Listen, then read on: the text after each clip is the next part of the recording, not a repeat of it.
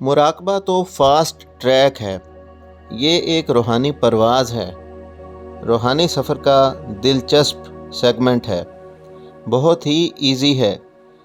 لوگ کہتے ہیں صحیح نہیں ہوتا، 10-15 منٹ بعد آنکھیں کھولنی پڑتی ہیں، یہ کرنا بہت زیادہ مشکل ہے۔ صرف اس میں آنکھیں ہی تو بند کرنی ہے اور سر کو نیچے کر کے بیٹھ جانا ہے۔ ساری رات لوگ نفل پڑھ سکتے ہیں، ہزار تسبیح کر لیتے ہیں، فیس بک، واٹس ایپ اور یوٹیوب پر 12 گھنٹے بیٹھ سکتے ہیں۔ کبھی کسی نے غور کیا ہے کہ مراقبہ کیوں نہیں ہوتا؟ کیوں اس پر اتنا زور لگانا پڑتا ہے؟ دراصل نفس اور شیطان کا ٹوٹل فوکس ہوتا ہے جب انسان مراقبے کے لیے بیٹھتا ہے۔ کوئی شخص ثابت قدم ہوتا ہے تو شیطان یہ کرتا ہے کہ اس کو بڑے عمل سے روک کر چھوٹے عمل پر ڈال دیتا ہے۔ یہ جتنا آسان ہے اتنا فائدہ بھی دیتا ہے۔ انسان محسوس نہیں کر سکتا مجھے کتنا بڑا فائدہ ہو رہا ہے۔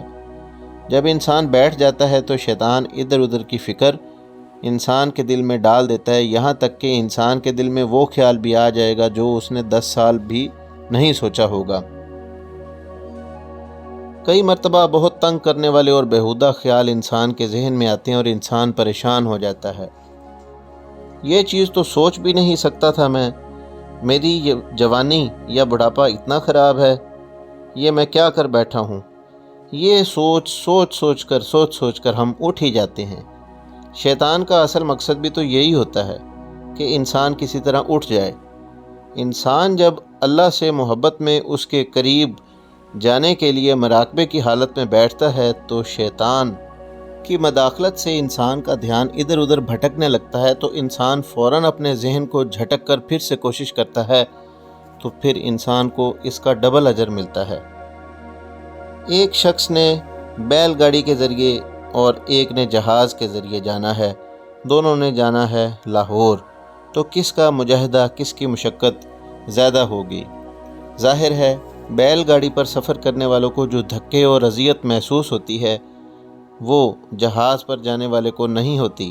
بیل گاڑی والے کو ایک ایک انچ کا پتہ چلتا ہے، وہ بار بار پیچھے مڑ کر دیکھتا ہے کہ میں اپنے گھر کو کتنا پیچھے چھوڑ آیا ہوں اور میری منزل آگے مجھ سے کتنی دور ہے۔ کمپیریٹیولی اس سے کم احساس ٹرین پر سفر کرنے والے کو ہوتا ہے۔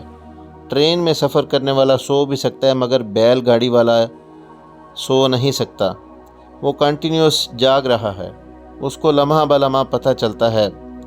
بیل گاڑی والے کو سفر کے دوران پوائنٹ آف ریفرنس مل رہے ہوتے ہیں جو اس کی ترقی کے لیے اس کو موٹیویٹ کرتے ہیں، جبکہ جہاز والا بغیر کسی دشواری کے جلد ہی اپنی منزل کو پا لیتا ہے۔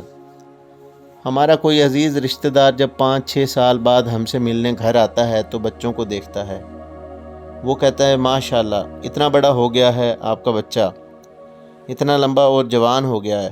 ہم کہتے ہیں نہیں یہ تو ویسے ہی ہے۔ دراصل اس کو پوائنٹ آف ریفرنسز مل رہے ہوتے ہیں جو ہماری آنکھوں سے اوجھل ہوتے ہیں۔ تکلیف، مشقت، راستے کی دشواری کس کو زیادہ ہوئی، بیل گاڑی والے کو یا جہاز والے کو؟ ظاہر ہے بیل گاڑی والے کو۔ تو یہی مثال مراقبے کی طاقت کی ہے، جس کے ذریعے انسان اپنے رب کو پانے کے لیے جس راستے پر چلتا ہے وہ مراقبہ ہے، اور یہ بہت زبردست اور دلچسپ راستہ ہے۔